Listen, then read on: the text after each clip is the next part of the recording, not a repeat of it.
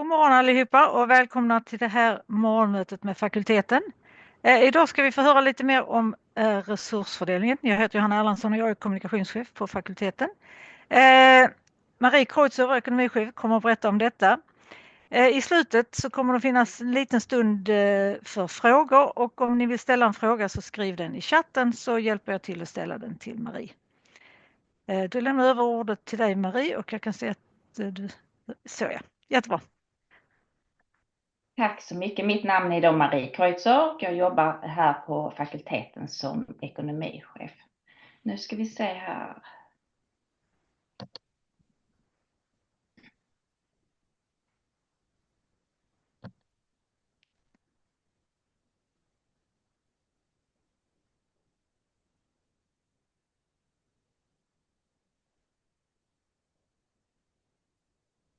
Ja. Det ser rätt ut, ja. Bra.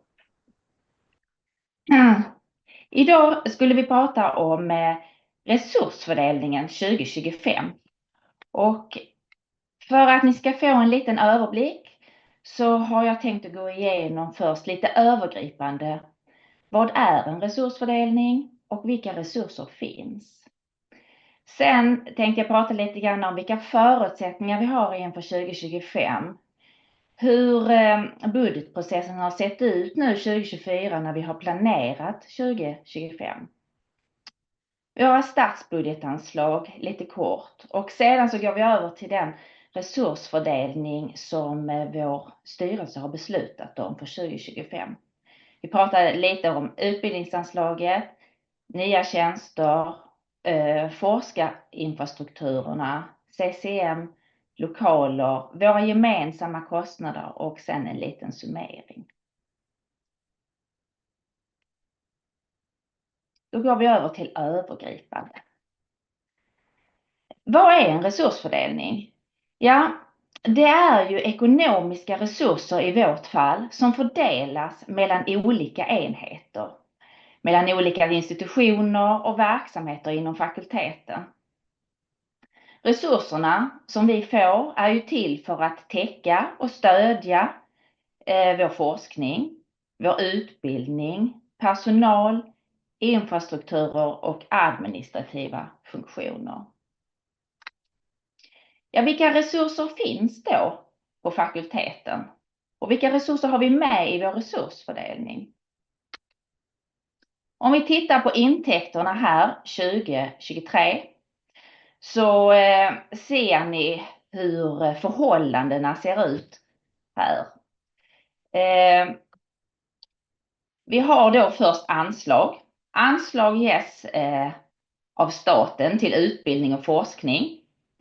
Den första större bruna delen är det som går direkt till oss på fakulteten och den mindre delen är också statligt anslag men det är ALF. Sen har vi då bidrag. Bidrag är den, i detta fallet, den ljusblåa delen. Det är det som ges av våra externa finansiärer. Så som stiftelser, fonder, men även verksamhetsrådet. Sen har vi avgifter. Avgifter är den gröna delen. Avgifter är inkomster vid försäljning. Till exempel uppdragsutbildning, utbildning av studieavgiftsskyldiga studenter och uppdragsforskning. Idag ska vi titta på denna biten. Alltså anslagen som staten, vi får av staten vad avseende utbildning och forskning.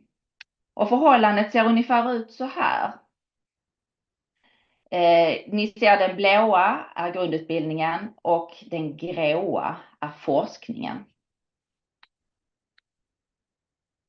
Om vi tittar lite grann på förutsättningarna inför 2025. När vi startade budgetprocessen 2025 så bildade vi en budgetgrupp på fakulteten. Den här budgetgruppen består av Maria Björkqvist, vår dekan, Jonas Larsson, vår prodekan, Mattias Brattström, kanslichef, jag och min biträdande ekonomichef Jörgen Malmström. Sen har vi även vid vissa tillfällen förstärkt den när så har känts nödvändigt. Budgetprocessen börjar redan i mars med budgetdialoger för vår del med LU centralt. I maj så går det ett utskick till våra institutioner och enheter med riktlinjer för verksamhetsplan och resursfördelning. I juni så lämnar institutionerna in en verksamhetsplan enligt de riktlinjerna som de har fått ut. Och våra enheter lämnar in verksamhetsplan äskande med eventuella underlag. I augusti så hålls det budgetdialoger med alla våra institutioner samt en del enheter. När vi kommer till september så sker det en hel del räknande och förslag på avvägningar i budgetgruppen som också informeras i vår styrelse. Styrelsen hålls informerad under hela processen, under hela hösten. Vi har inslag på våra styrelsemöten ända från maj månad till november när beslutet tas. Om hur långt vi har kommit, vilka förutsättningar vi har runt omkring oss och vad som påverkar vår resursfördelning. Om vi går vidare till oktober så har vi ett färdigt förslag som presenteras och informeras om. Sen förs det en diskussion i styrelsen om det ska vara något annan synvinkel man har och andra saker som ska tas hänsyn till. I november så MBL förhandlas det förslaget som är tänkt att ta beslut om och som beslutas det i styrelsen och sen skickas det ut underlag. Parallellt till den här processen pågår våra tjänstedialoger där, som ni ser här till höger, där det är inventeringsmöten. Vi har tjänstedialog 1 där vi gör en behovsinventering. Och i maj så är det då tjänstedialog 2 och presenteras en samordning. Sen arbetas detta in i budgeten så att allting är med när vi tar beslutet i november månad i styrelsen. Om vi tittar på våra statsbudgetanslag till fakulteten 2025, så när det gäller grundutbildningen så får man 439 miljoner från staten. Forskningen får 473 miljoner och då inkluderas SFO-medlen, det vill säga de strategiska forskningsområdena i detta.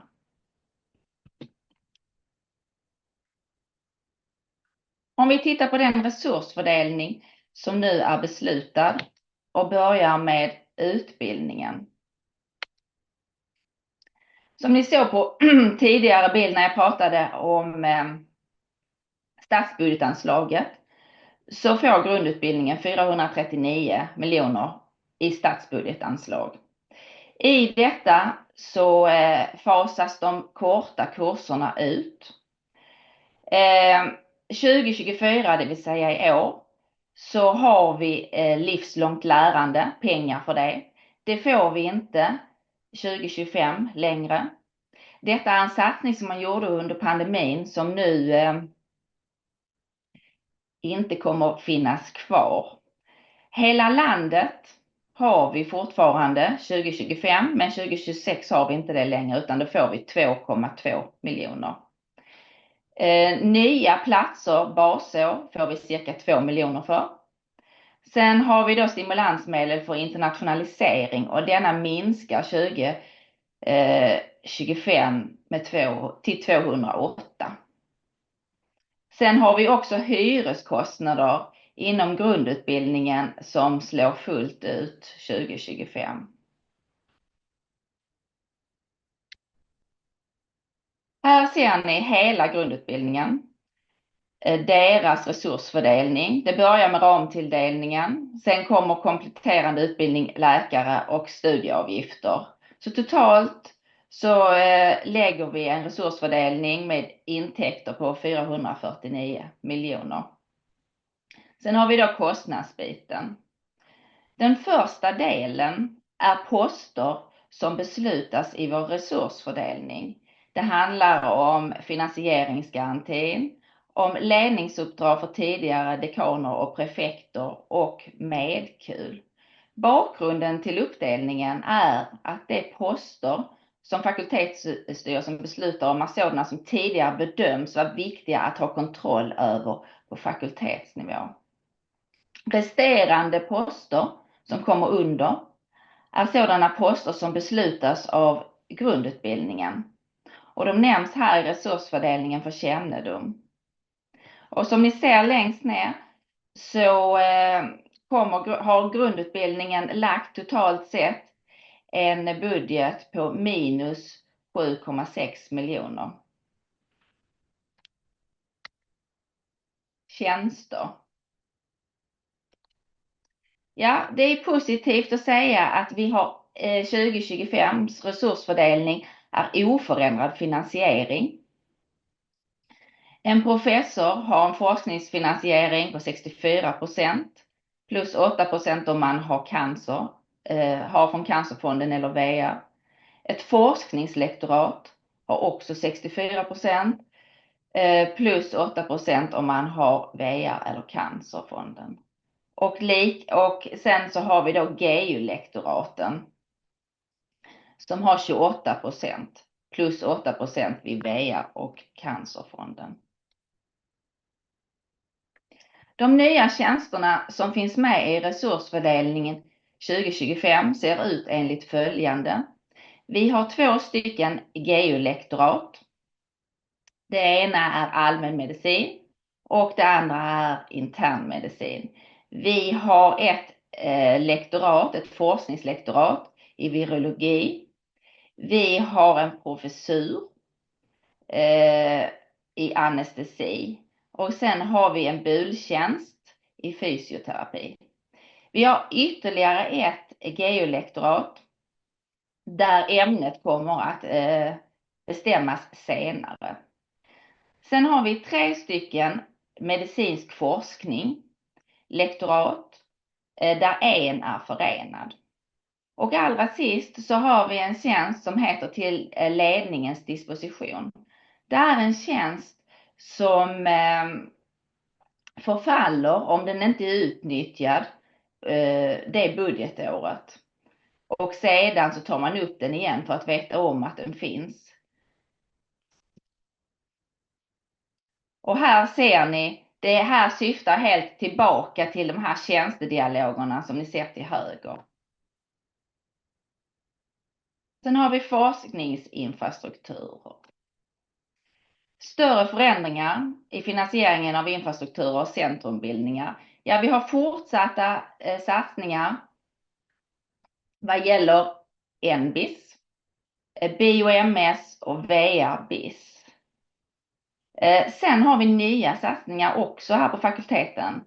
Vi satsar nu på Precisionsmedicinskt centrum på 1,5 miljoner och SciLife Labs-sajten i Lund på 0,5 miljon. Sen så har vi CCM, det vill säga vårt djurhus. Finansieringsbehovet för djurhuset under perioden 2023 till 2025 har sett ut enligt följande. 2023 så gav fakulteten en rambudget på 49 miljoner. 2024 53 miljoner och nu 2025 har vi beräknat en rambudget på 45. Det som ligger 2025 är då baserat på strukturella förändringar, personella förändringar, driftseffektiviseringar och en viss bursänkning.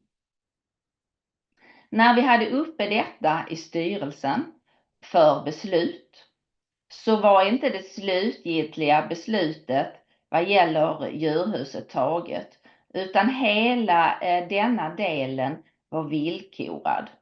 Men eftersom vår styrelse har tagit beslut nu i december helt i enlighet med det här förslaget som vi har lagt, så är det nu fastställt. Om vi ska titta lite mer på hur det har sett ut för vårt djurhus vad gäller rambudgeten, så ser ni här att den har ju ökat från 2012 och 2022 så tog vi CMU i anspråk och då ökade våra kostnader. Det har ju pågått en utredning som ni alla känner till, som har letts av Bo Arén. Målbilden som den här gruppen har satt var fram till 2028. Så det är verkligen mycket positivt att vi redan nu har kommit så här långt. Ni ser här på bilden att redan 2025 så går vi i rätt riktning. Rambudgeten från fakulteten sjunker med 8,2 miljoner. Och 2026 så kommer vi få ett fullt års genomslag. Sen har vi lokaler. Alla våra lokaler inom fakulteten hanteras av Medservice. Medservice kom till för att vi skulle skapa enhetlighet vad gäller alla våra lokaler. Vi har haft enhetlighet vad gäller kapitalkostnad, servicekostnad, städkostnad.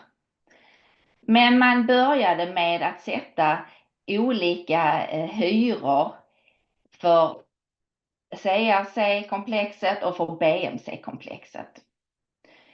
Den här hösten har Medservice styrelse tagit ett beslut om att nu inför vi även enhetshyra på alla våra lokaler inom medicinska fakulteten. Det vill säga att 2025 så kommer vi att betala 3 460 kronor per kvadratmeter. Sen har vi egenavgiften. Egenavgiften berör de som inte är ALF-forskare. Egenavgiften är den del av hyran som våra forskare betalar själva. Ni ser här att efter en helhetsbedömning har vi kommit fram till och lagt som förslag och som nu är beslutat att egenavgiften kommer sjunka med 100 kronor per kvadratmeter. Om man tar skillnaden mellan 3 460 och 2 212 så blir det 1 248 kronor. Och det är den delen som fakulteten betalar eller subventionerar. Här har vi en sammanställning över den totala subventionen som fakulteten går in med. Och för 2025 så ligger den på 40,6 miljoner. Detta beror inte på att vi i nuläget har räknat med så mycket mindre tomma lokaler, utan det beror på den hyressänkning som ni såg på föregående bild. Sen har vi gemensamma kostnader. Vårt största kostnadsdrivande post när det gäller gemensamma kostnader är tomma lokaler. I resursfördelningen 2023 så satte vi av 10,4 miljoner. När vi sedan kom till utfallet 2023 så visade det sig att det var ju inte alls de 10 utan vi landade in på 22,3 miljoner. I resursfördelningen 2024 satte vi därför av nästan 25 miljoner. Men i den prognos som nu ligger för det årsbokslut som snart är klart så kommer vi landa in någonstans på 38 miljoner istället. I prognosen för 2025, alltså i resursfördelningen, så ligger det en avsättning på 35,4 miljoner. För att titta lite grann på fakultetsgemensamma kostnader, för det är här tomma lokaler finns och all administration som ligger på fakulteten, så ser ni här att den totala är det blåa plus det orangea. Men jag har i detta här diagrammet markerat hur stor del tomma lokaler står för. Och här ser man tydligt ökningen. Om man tittar mellan 2024 och 2025 så har våra fakultetsgemensamma kostnader gått ner med cirka 1,3%. Och detta är med tanke på de löneökningar och den inflation som har varit i samhället mycket bra. Men totalt sett har vi alltså inte gått ner eftersom tomma lokaler fortfarande har ökat. Naturligtvis är vi inte nöjda med detta. Därför pågår det ju en hel del projekt på fakultetsgemensamma kostnader. Det finns ju ett uppdrag som ser över tomma lokaler och som egentligen ser över hela lokalsituationen. Karriärcentrum ses över och biblioteksverksamheten pågår det också en översyn. Summering. Om ni tittar på den här bilden så är detta en bild som visar en prognos framåt och ett utfall bakåt. De blåa staplarna är över- och underskott och de orangea staplarna är myndighetskapital. Myndighetskapital kan man säga är som en form av egenkapital. Och när vi har ett överskott så krymper vårt negativa myndighetskapital. Och när vi har ett underskott så bygger vi på det. Här är en bild som visar när vi har lagt in alla våra överväganden som vi har gjort nu i resursfördelningen. Och det är ju mycket positivt att säga att vi 2025 nästan ligger på 0. Tyvärr så ligger vi här på forskningsanslaget på ett negativt myndighetskapital. Och det förbättras ju inte jättemycket, men framåt med det stålbad vi nu går igenom så kommer vi att rätta till detta, har vi en förhoppning. Och som ni ser i slutet av det här diagrammet så kommer ju myndighetskapitalet landa över nollstrecket. Nu är ju inte tanken att vi ska ha ett positivt myndighetskapital, utan tanken är ju att vi ska skapa en vändning och på så sätt skapa förutsättningar för bland annat nya tjänster.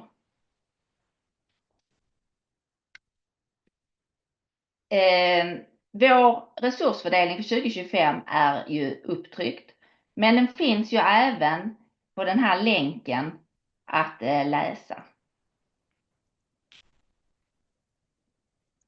Tack. Tack så mycket Marie. Då finns det lite tid för frågor. Om det är någon som har några frågor, du kan sluta dela din skärm så ser vi bättre. Är det någon som har några frågor till Marie om detta? Vad innebär kapitalkostnad i hyreskostnader? Kapitalkostnaden i hyreskostnader är ju de avskrivningar, alltså när vi köper in inventarier som vi lägger in i anläggningsregistret. Och när det ska täckas så går det ut som avskrivningskostnader.